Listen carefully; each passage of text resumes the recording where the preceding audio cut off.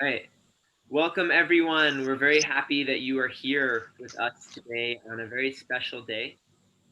This is our third social and emotional uh, series on social emotional learning for teachers around the world. And my name is Armin. I'm a teacher from New York. And this theme today will be on the topic of bullying perspectives from teachers around the world. And my co-moderator is Natasha. Hi, good morning from New Jersey. I'm Natasha, and I have been a teacher in New Jersey for 15 years. Fabulous. And I will give a short overview of the different presenters that we have here. We have a lot of expertise from around the world. So our first person will be Karen. Just a quick hello in your language and your favorite word as well from your country. So go ahead, Karen, from Mauritius. Hello everyone. Bonsoir à tous. Bonsoir l'île Maurice. So my name is Karen. I am a chemistry educator, and my favorite word in Mauritian Creole is ensemble, which means together in English. Beautiful. Thank you. And next, all the way from a bit north, and I guess above Mauritius, Asma from Sudan. Hello, Armin. Thank you so much for this great opportunity you have given us. My name is Asma. I'm from Sudan, and my favorite word in Arabic is the word "Salam alaikum," which means peace for everyone. Beautiful. Okay. Thank you. Here. And Shane from Philippines.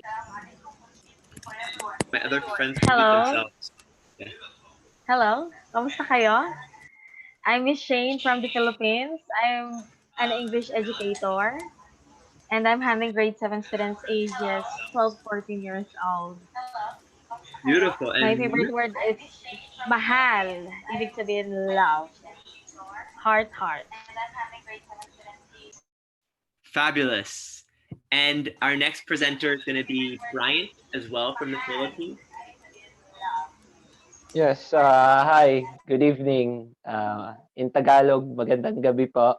I'm Brian from the Philippines. I'm a fellow mooker of Miss Shane and Miss Glenn.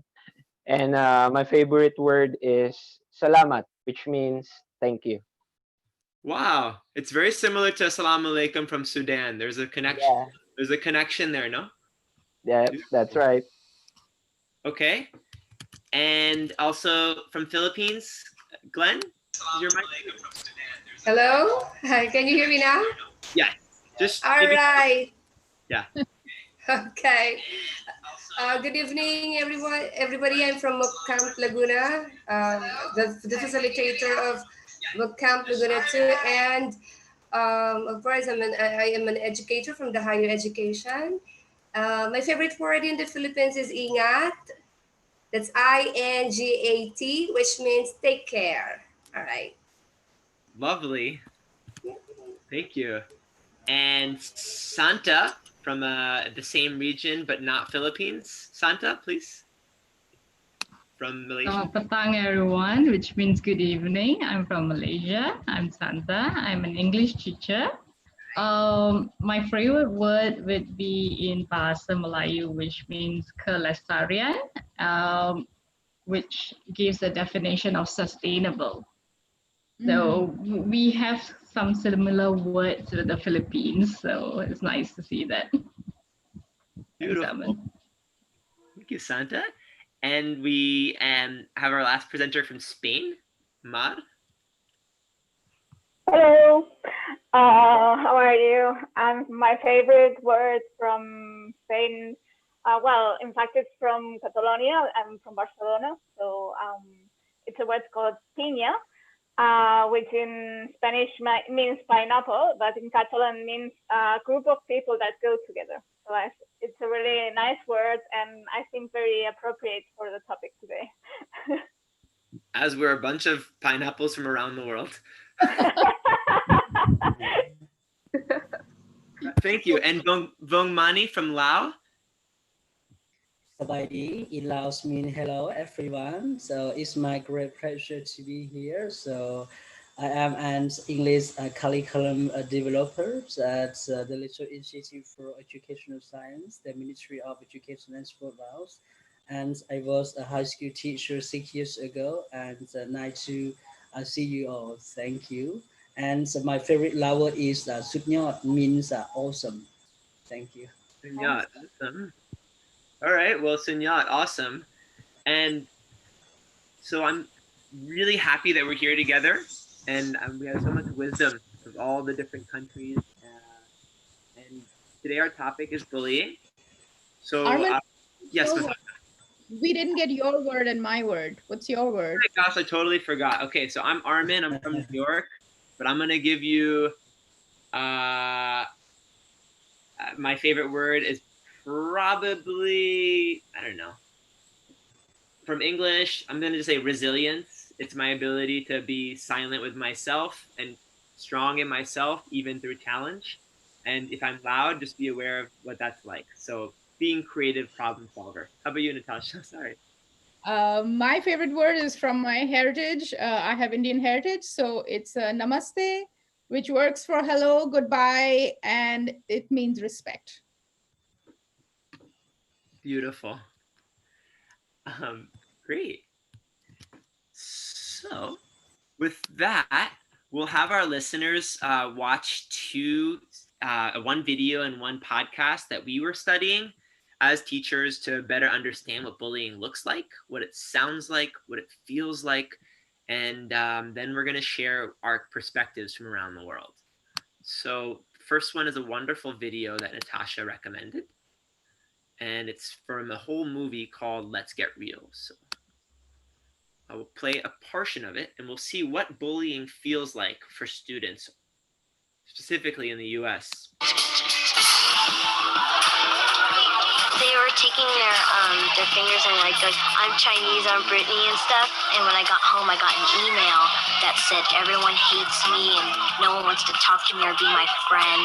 I can't deal with that, you know. If someone's right next to your ear, going faggot, faggot, faggot, faggot, faggot through the entire day, you just want to turn around and sock them. They'll come up with any reason to beat you up, really. And then when I'm on the ground, they act like they're my friend. Oh, let me help you up. I'm sorry. So that was one video that we watched to just get a sample. And another was an audio that was also an article from a national public radio about bullying programs. And it talks about this concept of bystanders. So I will just explain what it means. Bystanders, I think you can see me here, are basically when there's a bully, there's someone who's being bullied. And then we have other people who are watching. They're bystanders. And then we have others who are not bullied, but they're watching, but they're also standing up. And these are called upstanders. So there's kind of these four types of people in any of our situations that we have conflict. So what I think is really important, and then we're going to share, is to just think about people in our lives or people around the world, because bullying is not only a problem of one kid stealing another kid's candy. It can also be how we treat each other in our families, how we treat each other in our schools, also how different groups of people around the world are treated. So we can have one group, for whatever reason, it could be racial, religious, looking different, acting different, being from a different country, they become bullied. So for this 30 seconds or 20 seconds, I'm inviting everyone, because we are all upstanders in this group. We're all upstanders. We're people who believe that we're going to stand up for something by speaking about it. So just take 20 seconds right now, and I want to call it a sort of sacred silence. Just think of all the people who have experienced bullying, and just let's send them our good energy. It's very important that we do that together. So just for a moment, take a big breath in and breathe out, and we're sending our good energy to those people who have had challenges. And a big breath in. Some of them are with us, and some sadly are no longer with us.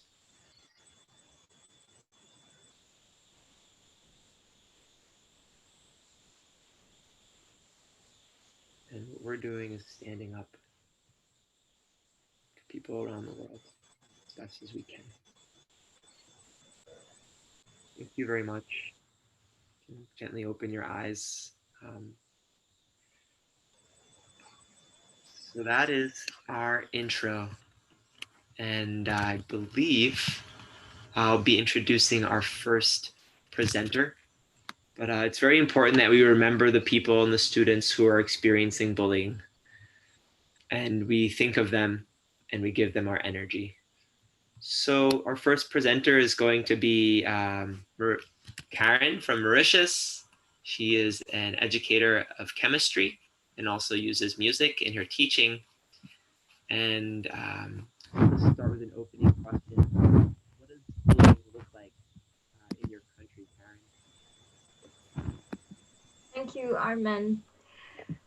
So I will probably start by saying that Mauritius is like a melting pot of different cultures. So in the school environment and in any other environments, we have people from different cultures, different races and ethnicities. So Hindus, Muslims, Sino-Mauritians, Christians, this is just to name a few. So basically in Mauritius, I would say that the root causes of bullying would be the difference in ethnicity and race. And the difference also, very sadly, in sexual orientation. We have cases of bullying because of varying social economic status, or also because of dysfunctional families. So these are the main causes of bullying in Mauritius. So the consequences that we have observed in the past few years are in our kids, it's mostly isolation, depression. We have observed delinquency, eating disorders, and self-injuring, okay?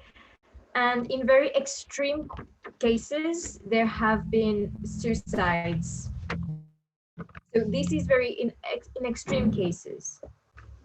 So I will talk about what Mauritian schools are doing to discourage bullying. So I will mainly, because I come from a Catholic school, so the head of Catholic schools, so they have structured a new protocol for cases of bullying. Now, this has been implemented only this year, at the start of this year.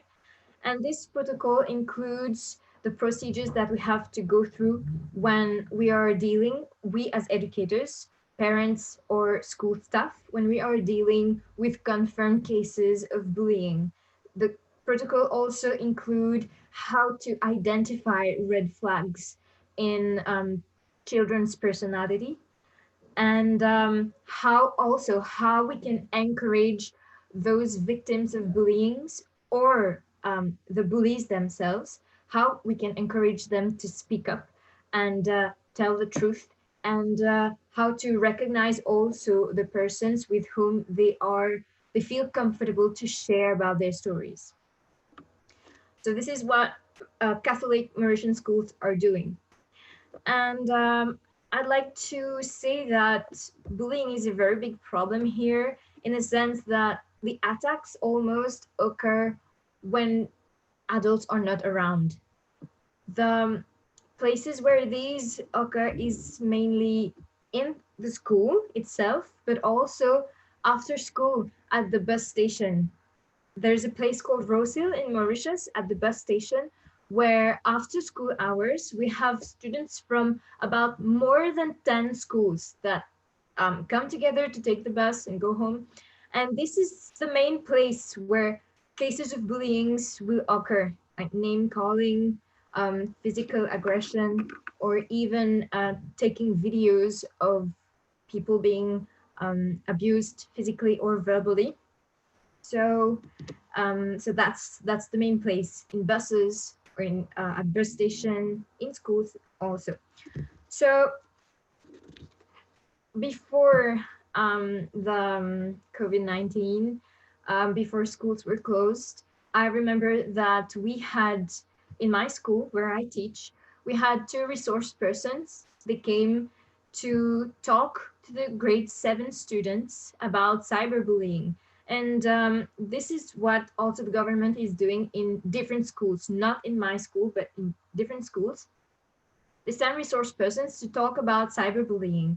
Now, what I found interesting with that way of doing is that the persons, they really explain to those grade 7 kids what is bullying. They explain to them how to recognize that they are being bullied. They emphasized on repetitive acts. For bullying to occur, there needs to be repetitive acts of teasing or name calling or anything else. And they also talked about the role of bystanders, how they can encourage bullies. They also talked about how upstanders are very powerful because the actual weakness of the bullies is to be denounced, right? So they made it very clear for our kids. So this is what bullying kind of looks like in Mauritius right now. We don't have extreme cases of bullying, but we do have them. Yeah, so my final word is that actually I also teach intercultural education. We have that new subject at school. And I won't say that I actively discourage bullying, but I do actively encourage acceptance in my classes, right?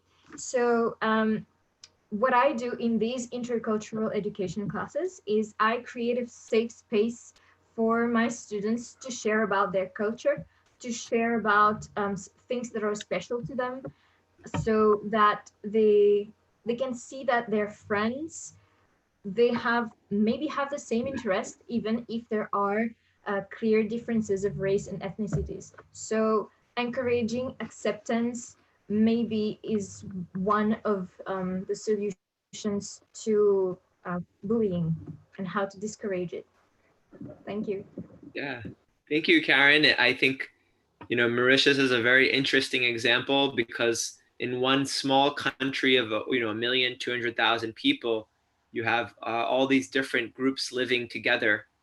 And I think, bullying comes up in different ways in different societies based on the value system. But what I'm hearing is you want your students to accept each other. Mm-hmm. And I think what that sometimes involves is kids thinking for themselves, not only believing the things that they may learn in society or from their friends or family. They need to maybe go beyond what we may learn and start thinking for themselves in a way, because a lot of things are learned from our societies. Yes. Yeah. Thank you, Karen. And Natasha is going to share our next presenter, who has a very interesting bio. So go ahead. Oh, we can't hear you, Natasha.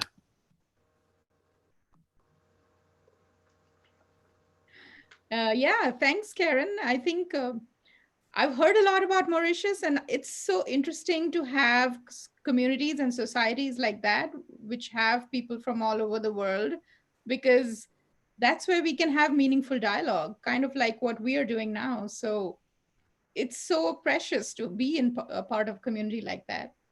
It is. So, yeah, so I'm going to move on to Asma. Asma, thank you very much for joining us from Sudan.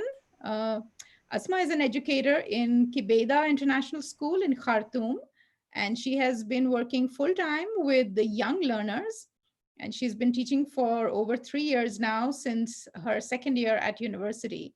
So Asma, please unmute yourself. There you go. And yeah, I already. Tell us what looks like in where you are in your school. Have you ever witnessed an act of bullying, and how do people react there? Are they bystanders or are they upstanders? What do you think? What are your views? Well, I think, as Karen said, here in Sudan, I think we don't know the concept of bullying as it is, but you can find the bullying here in Sudan. But in our school, we do fight it. We all the teachers are together to stop the bullying from the school. But I have witnessed just one case last year where I have a student in my class who was a newcomer to school, and he was so nice and polite, like he's just so nice, and he was because he was so shy and new at the school, the students couldn't get to come along with him so fast. So what happened is that he faced difficulties in communicating with them. Besides, he was very shy. So we were chatting one day with the other students, and we were talking about what is your best TV show program. And he said that his best TV show program is SpongeBob SquarePants. One of the students just looked at him and started laughing out loud and said, "Are you a baby? SpongeBob is just for kids, you stupid." I was like, okay, this is just like he's just kidding with him. He didn't mean to say this. But when I look at him, he has that very sad look at his face that would cut off your heart into pieces. I couldn't stop it like this. And I looked in his face, and his eyes told me a lot. Like, if I stop this here, it's not going to stop forever. They are going to keep doing this forever.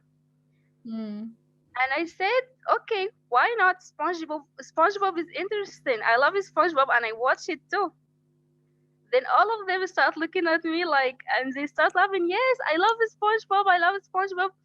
And then he smiled, like he said, yeah, I love SpongeBob. So what? It's okay. And then the others said the same thing. Then I turned to them and I talked to them, and I said to them that it's okay that others like things. We might see it's inappropriate, but it's okay though. And it's their right to like whatever they want. We all like different things, but we have to respect each other because every one of us is unique on his own way. And to prove that to them, I told every one of them things that I like on him or her. And they all started to smile, and the one who was pulling to the other one, I'm sorry, and I do like SpongeBob, and it's really fun. So what I wanted to say on this, we are, as teachers, we do witness bullying so much in schools. And we can fix situation as fast as we can with responding to it immediately. Such a small word would really change a person's entire life, and it would definitely change the perspective a lot. And that's what the simplest situation I have witnessed of bullying and what a word can do to other person. Wow, Asma, that is such a beautiful story. Yeah. And you became an upstander. You made everybody else upstanders as well. Yes. Wow, that's a magical moment that you can make such a huge difference in a student's life. We all have to, yes. Amazing. I love it. Wow. Anybody else want to comment on her story?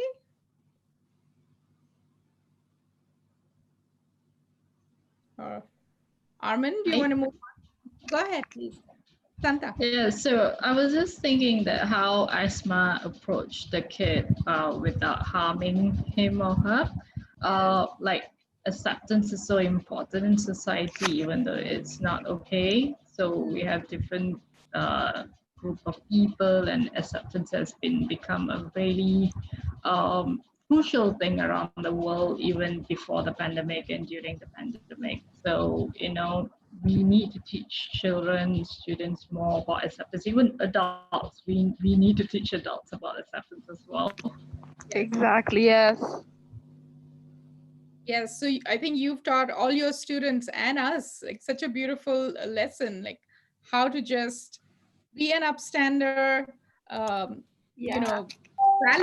his choice. You validated his choice. You say, yeah, so what? Everybody can. Yeah, exactly. Yeah, I love that.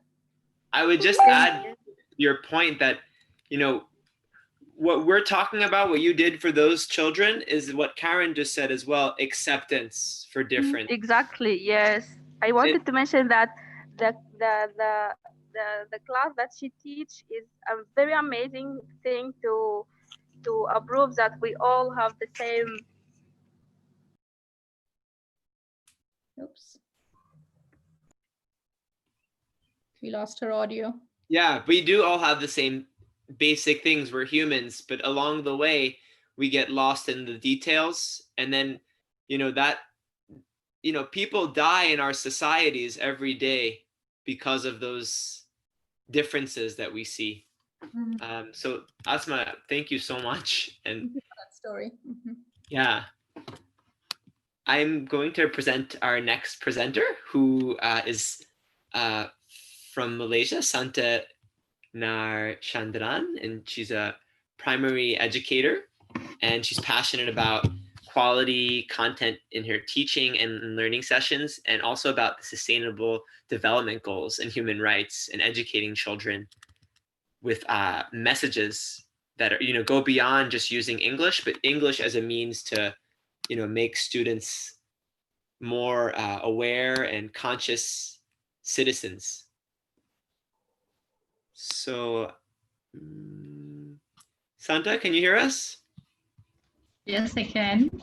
Fabulous. We want to know about your, wisdom, and I guess I'll just start with a question. Is that okay? Yeah, sure. All right, because I know that, we can talk in different directions, but you were really describing the role of social media and how it plays in a culture of bullying. So maybe you can share with us a little bit about that. All right, thank you, Amin. So social media, in my point of view, is like a double-edged sword.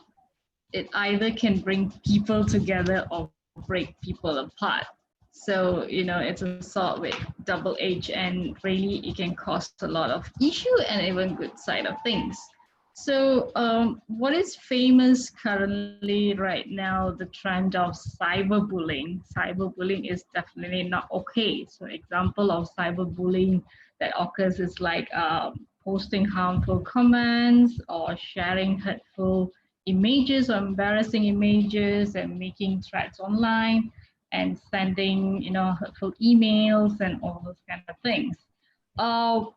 In my opinion, and this is like a long-lasting shame for the victim itself. And while I was doing a little bit of research, why people do that on social media is because sometimes this bully themselves wants to get attention. And there is a specific reason why they want attention. It's either they want to be a famous influencer or, wanting to be a popular person, but maybe they themselves was a bully victim before. And they want to get the message out, but they do it in a very wrong way. So cyberbullying can be very unhealthy if it's like in a split second, things can go viral, like video and those kind of things.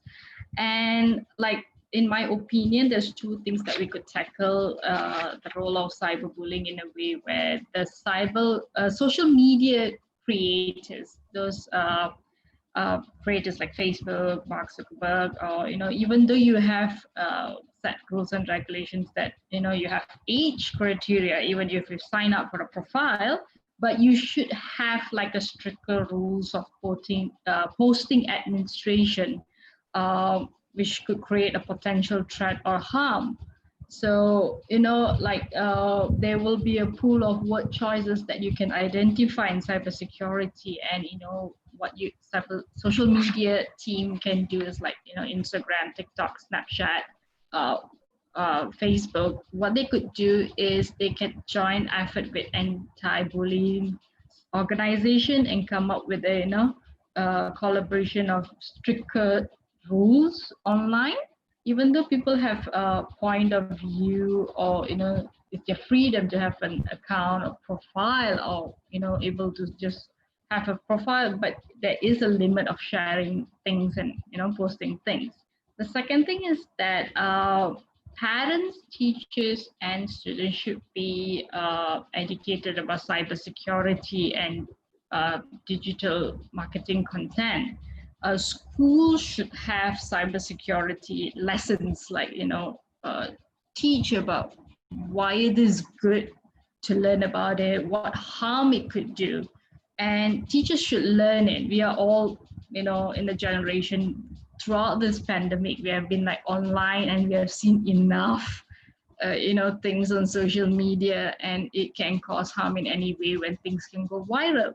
So teachers should learn it, teachers should educate students, and you as a keyboard warrior, you actually have a choice. So, you have a choice to like, comment, share, tweet. You really have a choice to even just click a button and do that.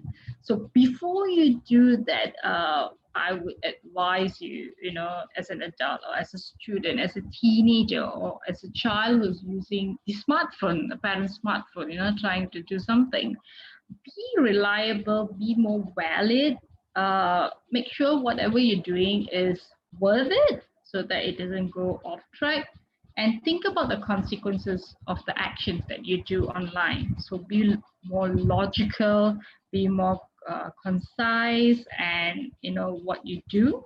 And it actually all resonates about how I've been through social media hits a lot. I used to get DMs of unknown people of saying, why are you doing things out there? It doesn't give you good. So we as a responders as well have to think how to respond. Is it going to be healthy for us? Are we going to be choosing that we are a bully victim as well? So cyberbullying is kind of a threat, but there should be a lot more rules and regulation educating people about it. And in Malaysia, I would really showcase what the Rage has done. It r.age, they came up with a kindness project through social media. So they went to schools, they spoke about bullying, they had famous influencers in Malaysia to speak about it, and they actually created the kindness project, and it was already in a couple of years running, and it has come down a lot, the bullying rate, but it's still there. But social media can do good and can do harm. So, being a good keyboard warrior would be necessary. So yeah, thank you. Thank you, Santa. It's a beautiful description. And what I'm hearing you say is that, our usage of technology can both be kind and loving, and it can also be very destructive. And what you're describing is an example of what happened in Malaysia, where teachers decided that rather than allowing this, way that's naturally happening, because now we're in a global culture of everyone on the internet using it however anyone wants. You're talking about teachers modeling how they can, basically be compassionate digitally, which it's easy to disappear on the internet, but we want people to realize, you say something mean, there's a meaning to it, and you're impacting someone, and every day people are struggling with challenges, and if we're insulting them, we're only putting them down.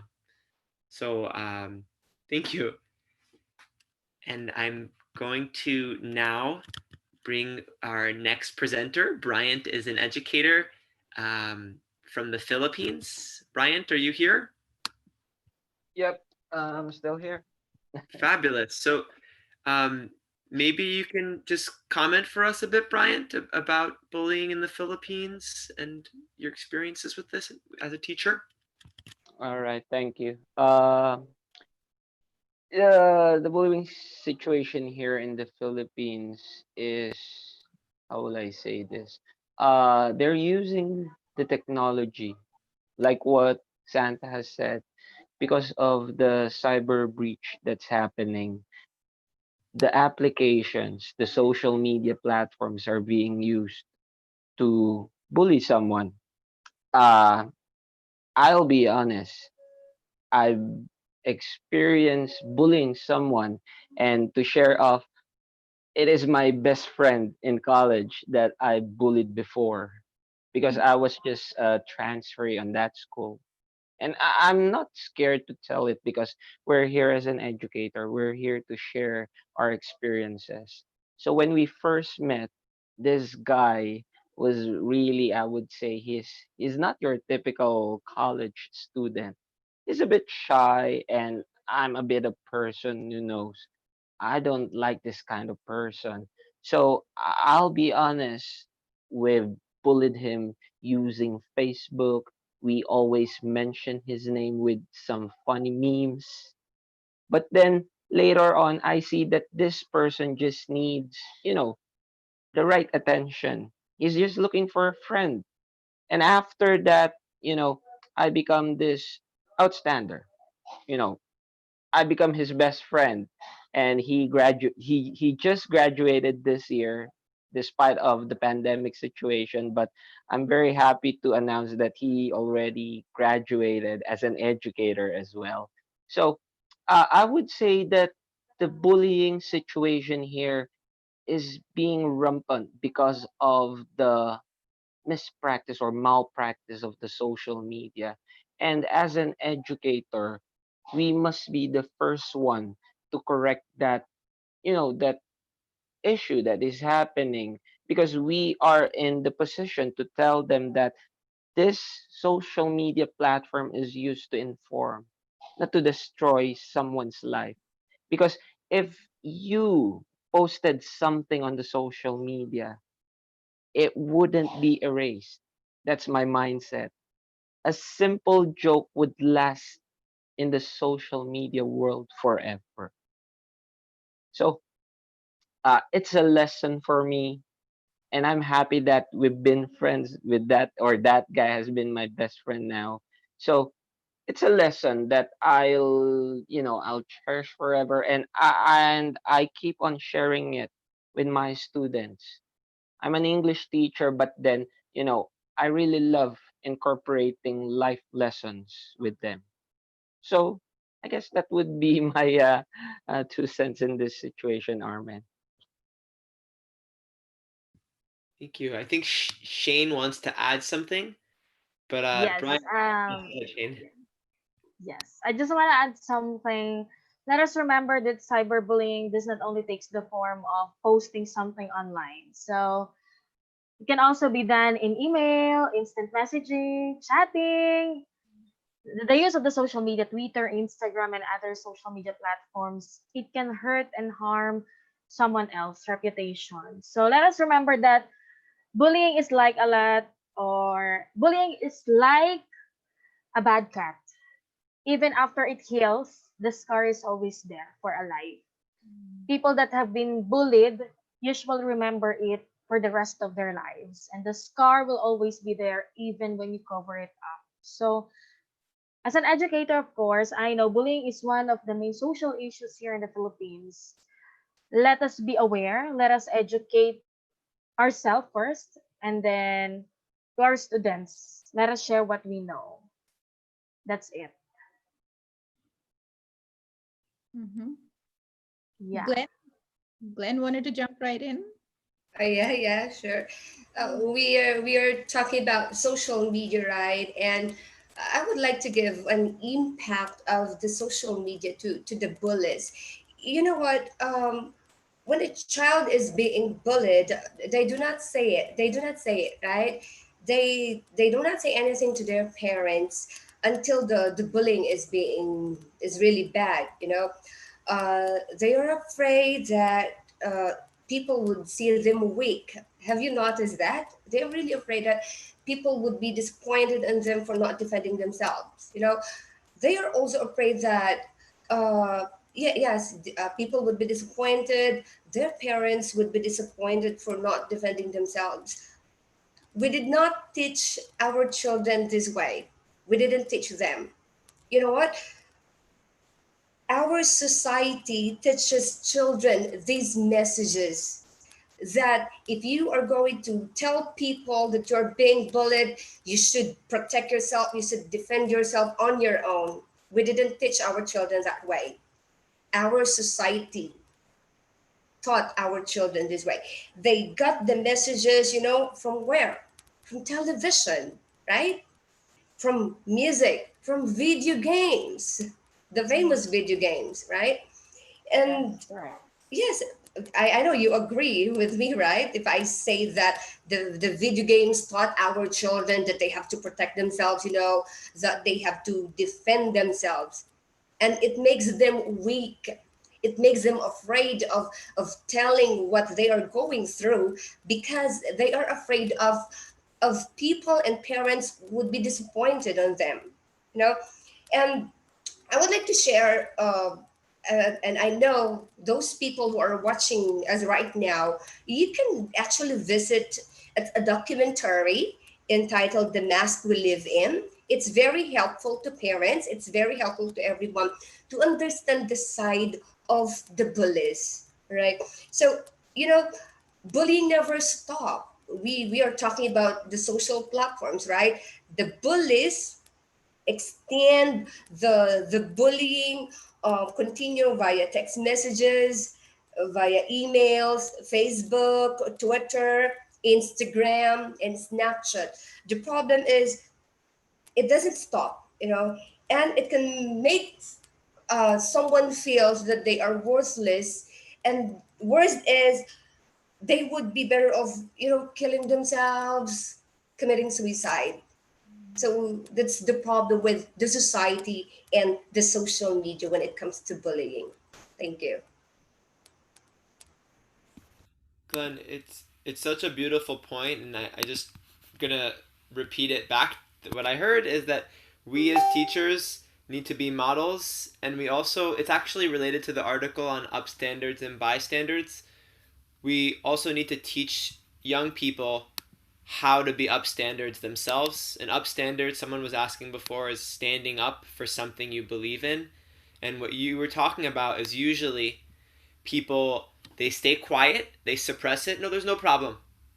Or they get really violent with their words. So these are the two extremes that we have. People pretend no problem, or people become really aggressive. And what you were describing is, trying to find a middle way. And I think part of that is we show that to kids. And the other part is they need to learn it from each other, because they're also learning. I know from like my students, the way they talk to each other in New York, they talk really strongly, right? And someone talks strong to them. What's the matter with you, idiot? Or whatever these type of words are. And eventually those words become part of who they are. I know Shane was talking about it, this message being repeated. So bullying starts outside of us, and it is outside of us, and it continues inside of us for a lot of our lives if we're not careful. I'm going to bring our next presenter, if that's okay. And it is going to be Vong Mani from Laos. So just make sure you can unmute there, Vong Mani. Can you hear us? Unmute you. He's going to come in a moment, but Vong Mani is an educator in Laos, and he works primarily in the Foreign Language Resource Center. It's a research institute. Pin my video so you can just see me. He's a research institute for educational sciences, and it's at the Ministry of Education and Sports. He does curriculum development for general education for primary grades up to grade 12 in Laos. He's a master trainer and helps with pedagogical advising for local English teachers in Laos. And he's also developed the English National Exam, and he's an English teacher. So, Vong Mani, just unmute yourself, please, so that we can hear you. Should be a button there. And then he'll be able to share. Yes, go ahead. Okay. Yeah, can you hear me, everyone? Yes. Okay. So yeah, it is my great honor to be here again. So I will briefly talk about bullying in Laos. So as I said, bullying in Laos is not a big problem. That's like, in some parts of Laos. So I would like to share about my experience when I taught at high school level 6 years ago.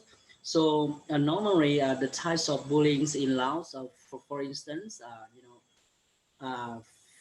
when I choose English subjects to secondary students,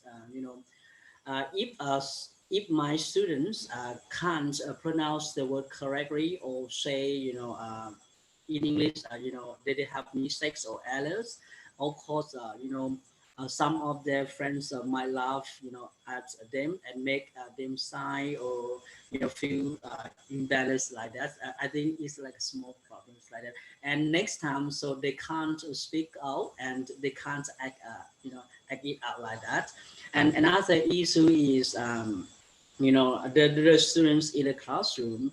I mean, the stronger ones, that means the tallest persons in the classroom like to bully the weakest students in the class, like the smallest ones, like that. And they try to do something badly or try to disturb or whatever and make the smallest one or the weak guest students cry, and so and make make them cry, and so they don't study in that period. And so also, maybe some of their friends might tell the homeroom teacher that why he is crying, and also report to the school directors and like that. And some, some of their friends might tell his or her parents. Yeah, maybe because he or she who is bullied, can't tell directly to their parents. Yeah. So in regard this problem, so the homeroom teacher have to work very hard in order to help the bullied students, like. When we have like a monthly meeting for in the classroom, so they try to uh, tell to the stronger ones who always bullies the other. The students in laws, they are afraid of reducing scores when the homeroom teacher report to the school directors, and after that, so they will get a punish or something like that. So they might be afraid at that point. If but just some the bullies students, would like to tell or to report to the homeroom teacher, but some can't. Yeah. And so also another groups for the students who usually bullied, that means for the students who have disabilities. I think it's at first I think it's very hard to deal with, and most of the students laugh at them or say something badly, uh, but later on, so they when they get offended with those things, so they feel better.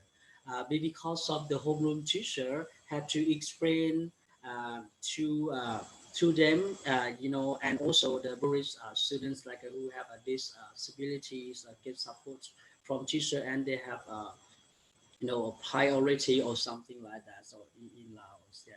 But I think it is not all the parts of Laos. It is just some areas. Yeah, some areas. Yeah. So I think this my story that I would like to share. I think at first, I think it's quite hard, but later on, I mean, because in Laos we have a homeroom teacher, and then the homeroom teacher report the problems to the school directors, and also we have our parents associations in the villages. Yeah, so we work in the community. So after that, so we can help and reduce this kind of problems. Yeah, but it is not the big problems as you said. Like the story that in your country. Yeah, like that. So I would like to say like this. Thank you. Thank you. Thank you, Bangmani. It's really interesting how in different countries bullying changes, because it sounds like it's somewhat of a problem, but not a big problem there. Yeah, yeah. I want to just comment, in the United States, because of how serious bullying is, we have issues with depression. We have issues, I don't know if this happens in your country, we have mass shootings. I'm sure you've all heard about what happens in some American schools. This is related to bullying often. Mental health, I don't know if Natasha wants to add anything or anyone else, but this shows up in everyone's culture very differently. Some people hide feelings, others hide and then explode. So, but what I'm hearing you say is that the kids often go to the adults for help. But I'm just sharing an idea. I know in one of the schools I worked at in Brooklyn here, we had peer mediation where the students would bring their own conflicts to other students in their school. And it's just another model. I'm just sharing the idea with our fellow educators, but it obviously takes more training for us as teachers to help students do that. Natasha, is there anything you want to add, or? I just want to make sure that everybody gets a chance to share their experiences and opinions. So can I go ahead and introduce Mar? Let's do it. Okay. So Mar is joining us from Spain. Thank you, Mar. And she is a guidance teacher and she handles children from kindergarten to university level. And she's also an English teacher at a secondary school. She has participated and coordinated with a group of teachers to promote guidance and group dynamics. So Mar, we can't wait to hear what you have to say and what happens in Spain and how the Spanish schools are resolving bullying and what the issues are. So go ahead, tell us about it. Okay, I'll try to be brief because that's what I like a lot. But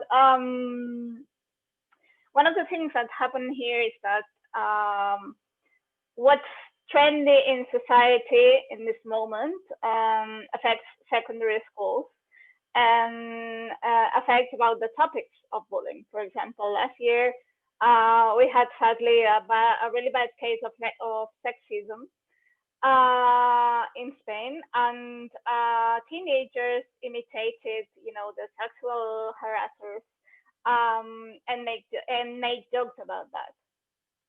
So last year it was that. The year before we don't have guns here, but we had also a case of an Asperger student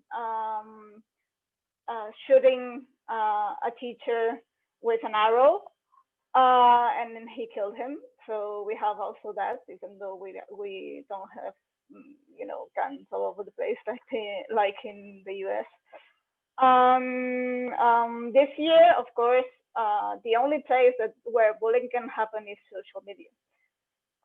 So it's been, this year's thing. So I think society has power groups, and we have to take that into account to fight bullying. And we have here peer programs, as you mentioned, Arman. And we have a good one here because the program is taught in the whole school, and pupils from the first year and the third year work together to be, especially for the third years, to be the big brother or big sister from the first years. So that helps, the first years to get included in school. And if they have any problems at the entrance or when they get out of school or things like that, the third year would act like a catcher of this. So I think this worked really well. This program was implemented in the last school I taught. I think that worked really well. But of course, there are spaces that you can control as a school, even though you have, we had sometimes teachers watching the corridors at the entrances and getting out so that nothing happens there. Sometimes things happen in the toilets. And of course, inside and outside school. Well, I think the best solution is to get everybody to be an upstander, because bullying can happen in any space. And the only way, to prevent it is to make everybody very conscious of how being an upstander is, and how this really works in stopping all the things that can happen in all the spaces. Also, of course, creating a positive atmosphere and positive culture and acceptance as teachers is also really important. I would also say that most times especially when there's a serious bullying. Here, the victim can change schools. And I really think, and when I was, a guidance teacher, I really tried to influence so that the authorities change the bully, not the victim. So the bully, even though you stop the bullying and you distract and the situation kind of solves out, there's always like this thing that I think doesn't stop in any place, that the bully stands out in the end. He's the main character in this situation. I think it creates, a precedent of, okay, I can bully and nothing happens to me. Yeah, I get punished, I do my thing, whatever, I do my therapy, or I talk to everyone. But, in the end, nothing happens. So I think we should, get really serious about that, and be more conscious about who are we asking to take action for. It's such a good point, Mar, and what I'm also hearing is that the way bullies feel that they have so much power, we also have that in our society, where certain people have a lot more power than other people. So to me, it's something that relates to not only children, but it relates to our families, it relates to our communities, it relates to how different countries, some countries are more powerful than other countries, and what I'm hearing you say is we need to help people learn how to stand up. But I want to make an open space if anyone wants to comment. I don't know, others from what they heard Mara said or something they heard, because what I'm hearing is that we need to figure out different ways of standing up. This is what I hear. We could just sit down and just keep relaxing. Yeah, go ahead, Natasha. Or anyone. Yeah, I just feel like as a group of educators, we also need to give every child a sense of worth, like a sense of worth in their own being. Especially so many children are worried about their appearance, skin color, hair color. And I'm speaking that from my personal experience, because I work in a school in New Jersey where children come from all over Latin America, from Africa, from there are local children whose skin color is different, and race is such a big topic in our country now. And I see it being played out in my school. So what's happening in our country happens in my school every day. And kids get teased about their skin color, their hair, their hairstyle, and all kinds of things. So I think as teachers we have a very big job, that we need to give every child some self-worth. I don't want to say self-esteem, because self-esteem has been thrown around for years, but especially in our country. But self-worth, like if you have long hair, short hair, dark hair, blonde hair, you're still worthy, and I still love you. And I'm so amazed that you're in my class today. And and I think as teachers we learn from our students as much as they learn from us. I just hope that they learn something from me. I don't know, but I know that I learn from my students a lot. So just telling them that they're valuable, that every person who's sitting in front of you is valuable, I think that's very important. Because kids have said to me, like, if somebody says something mean to me, I just want to be mean and say something back to somebody else. And so then it just becomes a vicious cycle. Like you feel mean, you feel small, and then you just want to take that negative feeling and throw it on someone else. And that's how it continues. So I think somewhere we are responsible for making that stop in whichever way we can. That's my 2 cents. Totally agree with you, Natasha. It's like we have to make them feel like everyone is unique in their own way. Like, don't hesitate to show others who you are. Like the Right. best way. I remember that Simon, the singer, have said to one singer, she was young, she was singing, and after that she has a very wonderful voice. And when they were talking with her, she said that she faced a lot of bullying at her school. And he said to her that the best way to win over bullying is by being happy and successful. So we as educators and teachers, we really have to give this a very, because it's a very important issue we always face at school. We really have to consider it. I'm always teaching my students and telling them that keep smiling, as a way that if someone does something bad to you, just smile. Sometimes when I'm with them, they ask me, teacher, just keep smiling. Yeah, good Yeah, strategy. Keep smiling and walk away if something happens. That's my exactly. I'll just share something that as a like final note, words are so powerful. So, being accepted and, communicating and having words as a tool of communication, I hope that people use words carefully when communicating, not to hurt anybody, but, to keep a positive and healthy relationship going among, students or teachers, and, be a good human being, and like actions have consequences as well. Every action that you do has consequences. So think about it before you even take a simple like, share action, or even commenting with words. So yeah. uh, as can I share something as well? Yeah, right. Now, as parents or adults, we need to be aware, and we need to be understanding, and we need to emphasize. It's not only on the side of the bullet, right? But we have to understand as well the side of the bullies, because these children might be victims as well, right? These children, they lack the sense of themselves. The only way they feel they are important is or alive is by putting someone else down. Why? Because they do this because they are afraid that other kid would figure out how lousy they are, and you know the saying that the best defense is a good offense, right?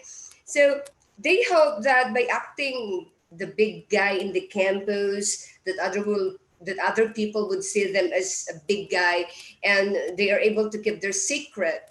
So kids usually do this because it was done to them, right? So we need to have a heart which is understanding, which is caring, that these bullies are victims too. And as an educator and as parents, we need to collaborate, we need to communicate. I believe in open communication, right? Because we have to help them. we it's not only that we are saving the bullied, but of course, children, we also need to save those who are bullying, because we don't know, they have bright future ahead if we can only save them.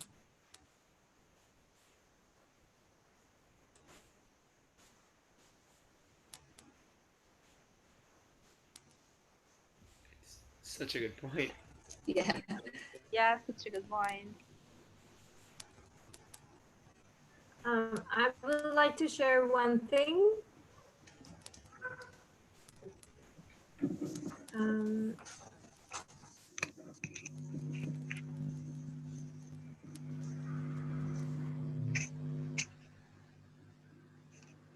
Miss Karen, go ahead. Yeah, so what I want to share is about what Natasha said earlier about self-worth. And it's just what I do in my intercultural education classes each week. In every class, I taught them the song of Mr. Rogers, which is It's You I Like. And I will probably send it to you. I have a video of it, and so that you can listen to it. And it's mostly about accepting each other, whether you have different kinds of hair or whatever you're wearing. And I think that this is a very powerful song that the children are really liking it. They're always excited to sing it with me. And maybe encourage this sharing environment with our kids, so that they are not, in the first place, so that they are not um, moving towards acts of delinquency or bullying or things like that. Like really promoting like a peace environment, and actually telling them that, really as educators, telling them that we do like them, we do appreciate them for whatever they are doing in class or with their friends. And so yeah, that's it. I will share this song with you. Yeah, please share the song. Of course. Yes, please. Promoting like I posted it in the group. I posted it. Nice. Thank you. Thank you.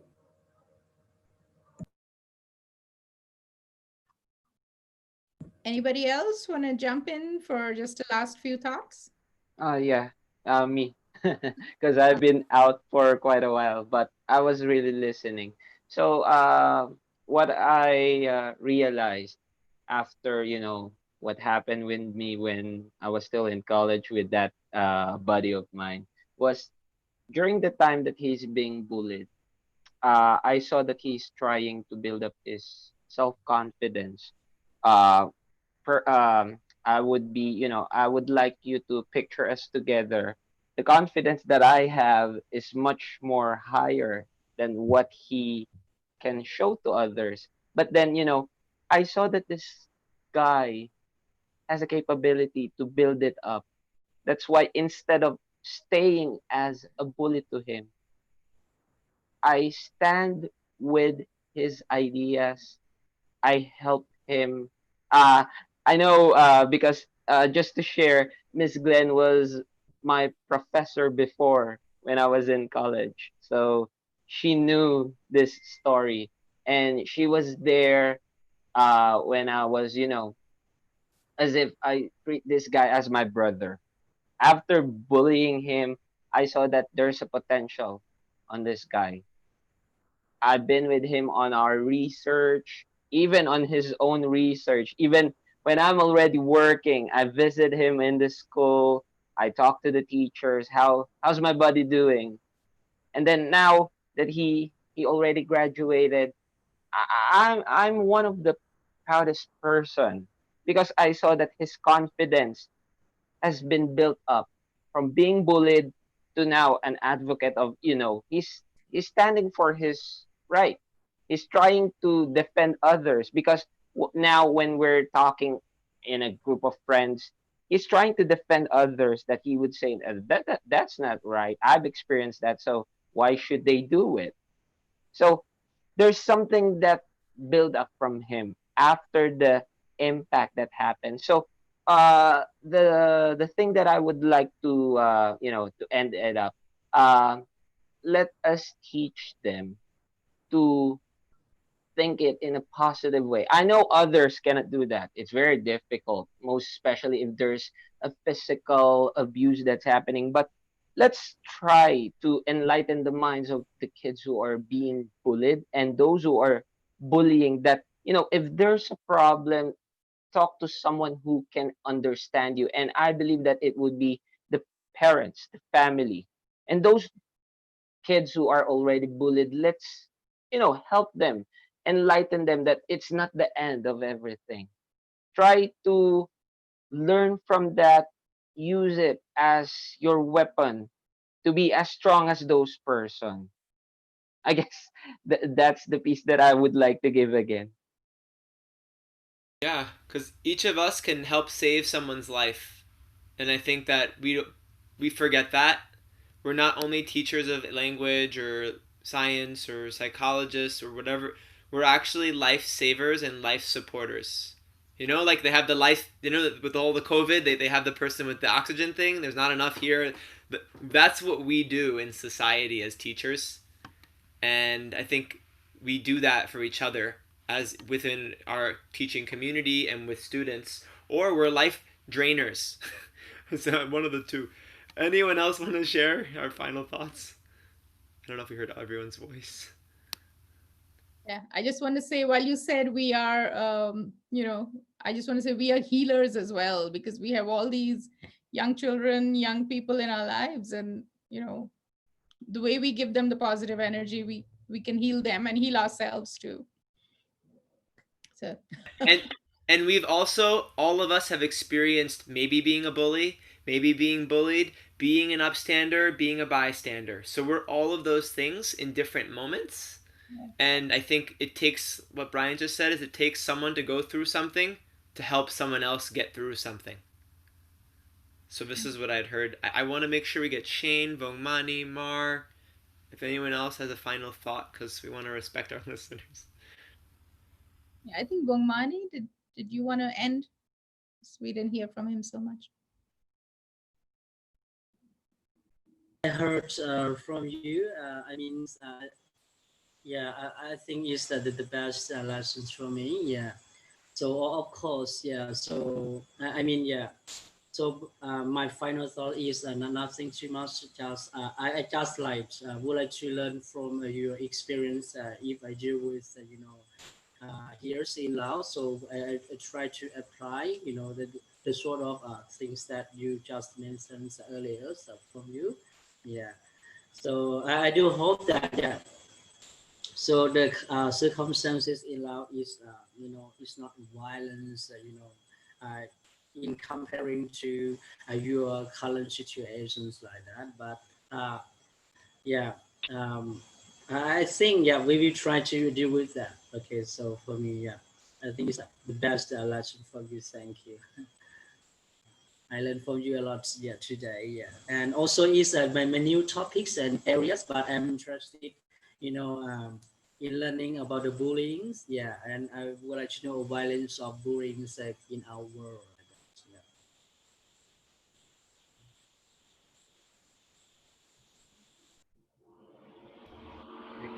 Any last thoughts? We have about a minute or two left.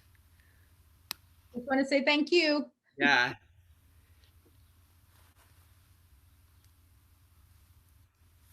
Good.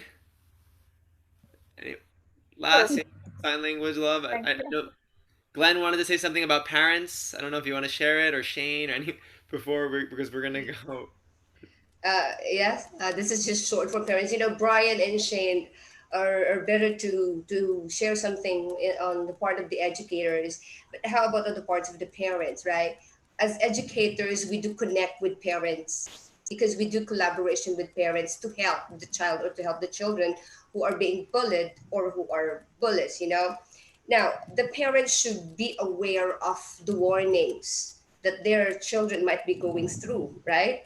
So the first thing is they have to observe if their children are avoiding activities they used to enjoy, right? They have to observe if the children loss of they avoid social situations. They tend to be alone. Do they have problems in sleeping, complaining of stomach aches or headaches? They might be stressed. And then the loss of appetite, they might be not eating, they don't like to eat, or they decline grades. They have to check, they have to work with parents, with teachers, right? And then missing or damaged clothing or belongings, they have to observe their children. And then self-destructive behaviors like running away from home and then they wanted to be alone, right? Now, what should parents do? The first thing is talk to your children, listen to them, reassure them that they did nothing wrong. There is nothing wrong with them and you are not upset or disappointed. The next thing is try to develop a game plan of how you are going to deal with it together. Your children should feel that you are together dealing with the problem, and then go to your child's school, cooperate with the teachers, ask the school about the programs on bullying, because you have to be aware and you have to be cooperating and helping with the school, right? With the school policy on bullying. Start talking to your child about bullying occasionally, and don't forget to include drugs and alcohol, because the reason, because those bullies or bullied might tend to get into drugs or alcohol. It's very important to talk about them, about those things. And then keep an open communication. be sure that you have an open communication and have a perfect timing. Remember this, parents and teachers. Remember the word HALT, HALT. If your children are feeling hungry, angry, lonely, tired, don't talk to them because you might end up arguing. So kindly sense if they are ready to talk, and kindly really observe the perfect timing for talking to them. And then I hope this, I would love to share a lot about parents, but I hope this short thing really give an idea to parents on how to deal with children who are bullied and who are bullies. Thank you. It's beautiful. It's so important, Glenn. And I think everything you said, we need to be aware of kids having. Yeah. We as adults have all those things. I can't remember all of them, but the HALT, we also become bullies for children if we're not careful. So it's not only for us to look at that in children, but it's, hey, right now, am I agitated? Hey, right now, have I gotten very little sleep? Have I not eaten properly? Yeah. I may become a bully for my child or my student. And that's all of us. It's a self-awareness practice. Yes. Wonderful. I can't think of anything more because this was a wonderful exchange but thank you so much, team. Thank you. We'll say bye to Thank you so much. Bye. Bye. Thank you. Bye. Bye. Thank you.